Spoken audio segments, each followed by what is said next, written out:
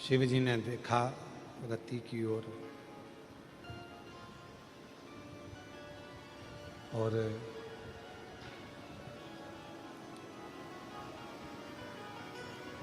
रति एकदम भय मुक्त होकर शिव जी के सामने खड़ी थी।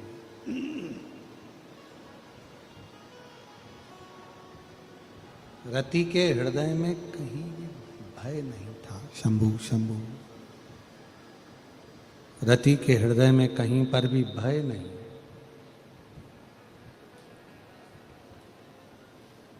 भय से मुक्त होकर खड़ी है। शिव जी का ध्यान गया रति पर।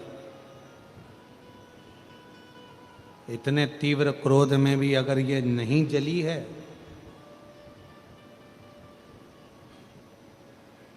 तो कुछ तो है।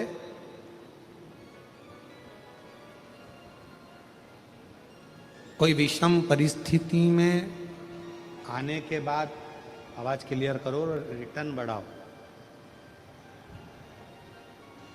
कोई विषम परिस्थिति में आने के बाद भी अगर भगवान शिव की बाहर का बढ़ रहा है, अंदर का नहीं बढ़ रहा,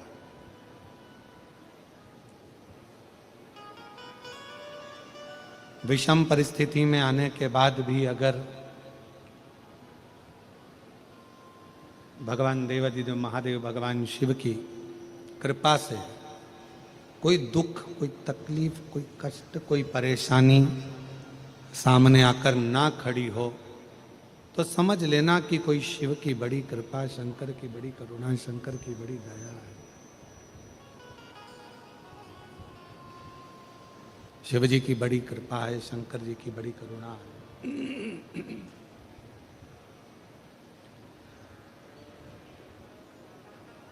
एक विषम परिस्थिति रति के सामने थी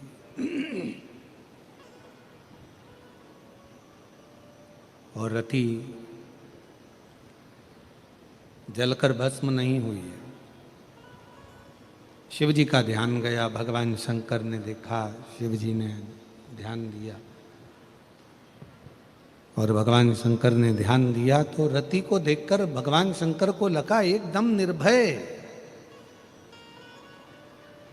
कोई भय नहीं है।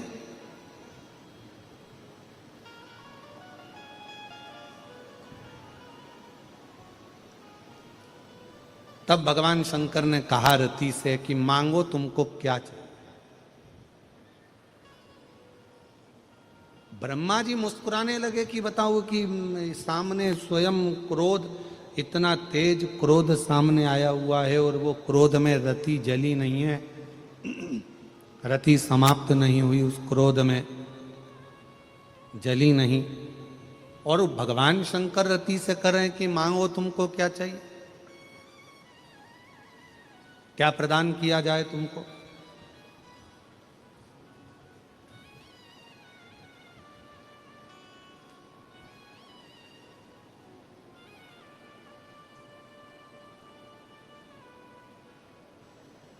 जिस समय पर विश्वास अगर पूर्ण हो जाता है, भरोसा यदि पूर्ण हो जाता है और विश्वास जब पूर्ण हो जाता है तो व्यक्ति के हृदय में भय नहीं रहता। उसका भय समाप्त हो जाता है। क्यों? क्योंकि उसके अंदर विश्वास बढ़ गया।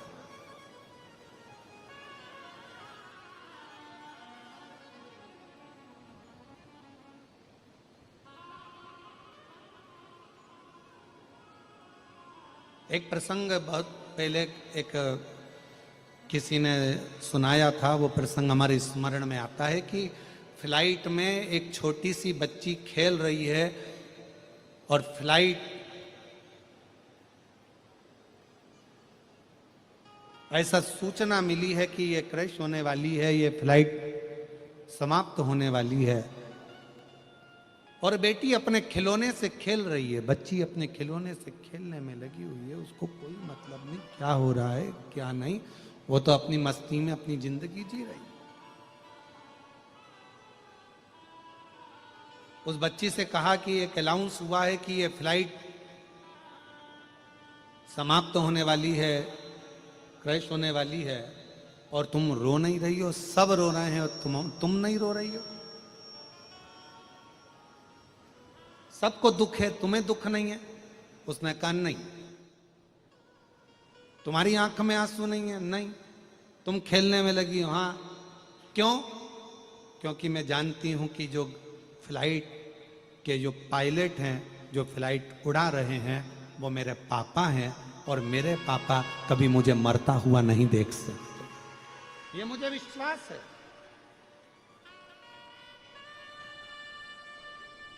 ये मुझे भरोसा है कि मेरे पिता मुझे मरता हुआ नहीं देख सकते। ये भरोसा अपने अंदर लाना है कि हमारे जीवन में अगर तकलीफ थोड़ी सी भी है, याद रखना, हमारे घर में भगवान का कमरा नहीं है, भगवान के घर में हमारा कमरा है। हमारी सारी चिंता हमें हमारे देवाधिदेव महादेव को छोड़ देना, भगवान पर छोड़ देना।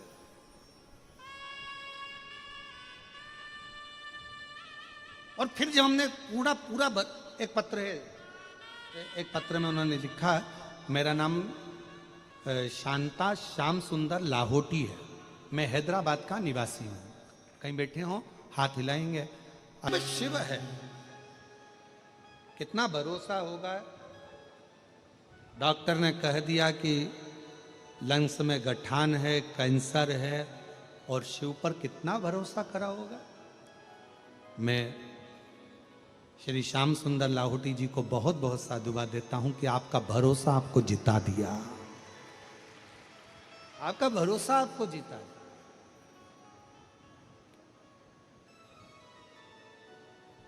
गठान है, कैंसर है, फिर विचार करा, एक बार कथा दिल से सुनो, श्री शिवाय नमस्तुभ्यम कहो।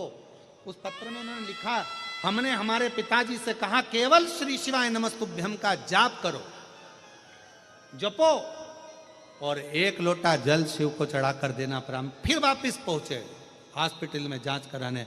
दूसरे डॉक्टर ने कह दिया नली में गांठ नहीं, नली में सुपारी फंसी है, और वो सुपारी निकाल दी, और बाबा की कृपा से पूर्ण स्वस्थ हो गई। ये इसको शंकर, इसी को शिव की विरल भक्ति, इसी को शंकर की विरल भक्ति, इसी को शिव की उपासना, इसी को शंकर भगवान की आराधना, इसी को कहते। आपका विश्वास जीतना चाहिए। ए रति मांगो, तुमको क्या चाहिए? रति ने विचार करा, मैं क्या मांगू, क्या मांगू मैं?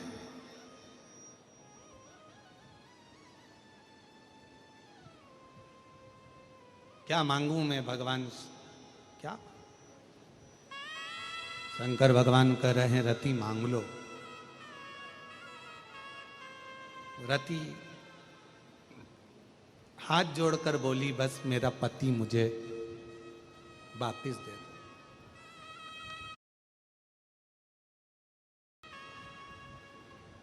और मुझे कुछ भी नहीं चाहिए, बस मेरा पति मुझे मिल जाए। शंकर भगवान बोले, वो तो भस्म हो गया। कामदेव तो मेरे सामने जलकर भस्म हो गया, और तुम कह रही हो कि मुझे पति दे दिया। अब वो कामदेव तो भस्म हो गया, तो मिलेगा कैसे? रति ने कहा कि आहूं में असर होगा, घर बैठे बुलाएंगे, उठे रहो भोले, हम तुम्हें मना लेंगे। तुम कहते हो हमें काशी प्यारी है, तुम कहते हो भोले हमें काशी प्यारी है। एक बार तो आ जाओ, काशी भी बना दे। एक बार तो आ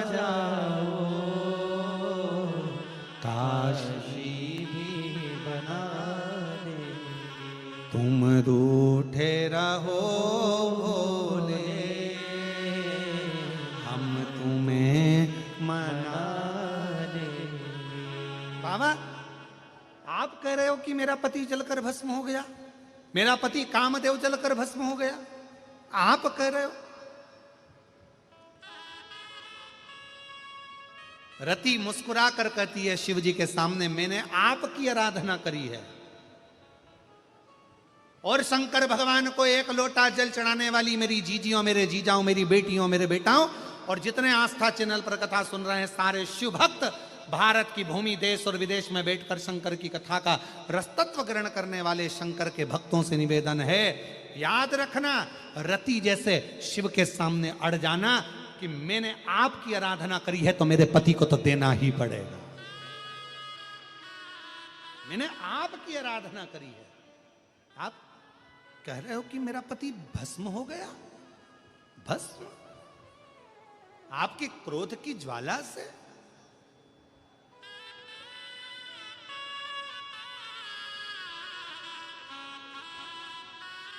मैं जानती हूं ये कठिन है, और तुम कहते हो भोले हमें गंगा प्यारी है।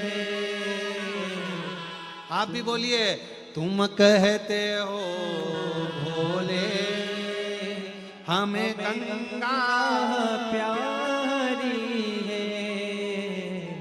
और शिव भक्त क्या कहता है, एक बार तो आ जाओ गंगा भी बुलाने,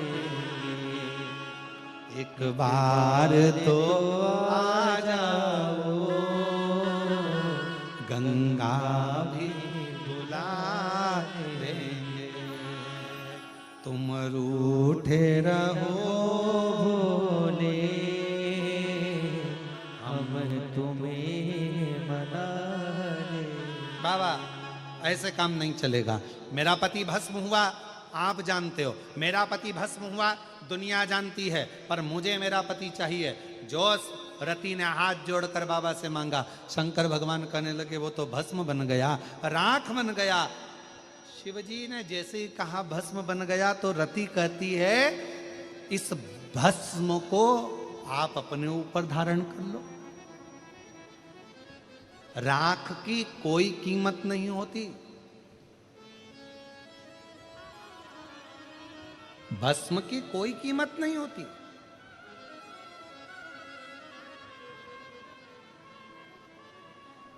अच्छा एक बात बताओ, कचरे की कोई कीमत होगी? अरे जम के तो बोलो नहीं। पर वही कचरा अगर किसी सुनार की दुकान का हो तो? अब जम के बोलो, कीमत होगी कि नहीं होगी? कचरे की कीमत नहीं है, पर कचरा अगर सुनार की दुकान का है तो उसकी कीमत है। राख की कीमत नहीं है, भस्म की कीमत नहीं है, पर वही भस्म यदि शिव पर चढ़ी है तो वो कीमत वाली है, उसकी कीमत है।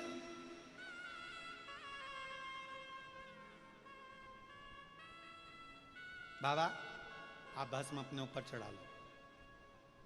आप कामदेव जलकर भस्म हो गया, वो कामदेव की जली हुई भस्म आप अपने ऊपर चढ़ाओ, आप अपने ऊपर धारण कर लो। शंकर भगवान बोले मेरे ऊपर तो पहले की भस्म चढ़ी हुई है, मेरे ऊपर पहले से ही भस्म चढ़ी है। कौन सी? मेरी धर्म पत्नी सती जो जलकर भस्म हुई थी, उसकी भस्म मैंने तन पर धारण करी है। बाबा आप इनकी भी भस्म धारण करो।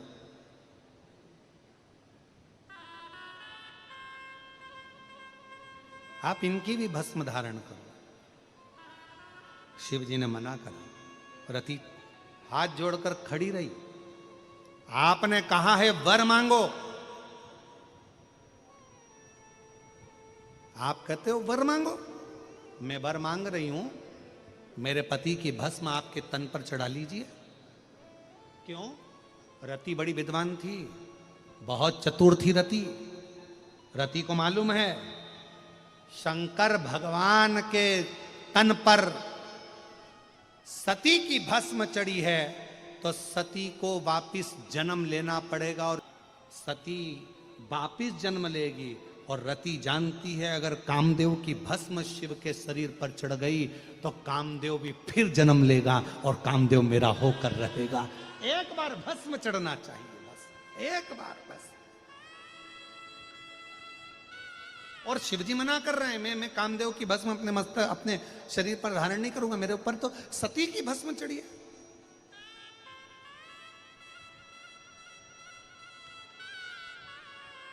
किसी ने पूछा क्यों गुरुजी, शंकर भगवान पर सबसे पहली भस्म तो शिव महापुराण की कथा कहती है, मां जगत जननी दुर्गा भवानी के जितने जितने अवतार हुए, जितने जितने अवतार माता ने धारण करे और उनकी भस्म शिव पर चढ़ती चली गई। जिस देवी की भस्म चढ़ती थी उसको दूसरा रूप लेना पड़ता था, फिर भस्म चढ़ी फिर रूप लिया, फिर भस्म चढ़ी फिर रूप लिया। ऐसे भस्म का प्रतिबिंब शिव कथा कहती है कि शंकर भगवान, और इसीलिए शायद दुनिया के लोग शिव भक्त कहते हैं कि इतनी कृपा करना भोले बाबा कि जब भी जन्म मिलेगा सेवा करेंगे तेरी, और कहते तुमसे बाबा शरण पड़ेंगे तेरी। देना साथ हमारा बाबा बन कर के तुम साथी, देना साथ हमारा बाबा बन कर के तुम साथी। बम बम भोलानाथ है हमारा तुम्हारा, तुम्हारा हमारा। बाबा इतनी कृपा करना, मेरे तन की जब भस्म बने तेरा श्रृंगार हो जाए। अगर तुझ पर चढ़ गई मेरी भस्म तो मैं जानती हूं कि मेरा अगला जन्म होगा और मैं तुम्हारी होंगी और तुम मेरे होगे, इसके सिवा कुछ भी नहीं, कुछ भी। लिंग पुराण में एक वर्णन आता है बड़ा सुंदर कि शंकर भगवान पर भस्म चढ़ाने वाला और शिव का भस्म करने वाला, ये दोनों जब प्राण त्यागते हैं तो शंकर के ही पास हमेशा शिव के ही बनकर रहते हैं जब अगला जन्म पाते हैं। शिव महापुराण की कथा कहती है, भस्म का श्रृंगार का दर्शन करने वाला, भस्म चढ़ाने वाला, भस्म का आरती का दर्शन करने वाला, शंकर जी पे चढ़ी हुई भस्म का दर्शन करने वाला, शिव जी पे चढ़ी हुई भस्म का मस्तक पर तिलक धारण करने वाला 83,99,999 योनियां नहीं काटता, डायरेक्ट 84,00,000वें नंबर की योनि मनुष्य की पाकर शिव का हो जाता है, तुरंत शिव का।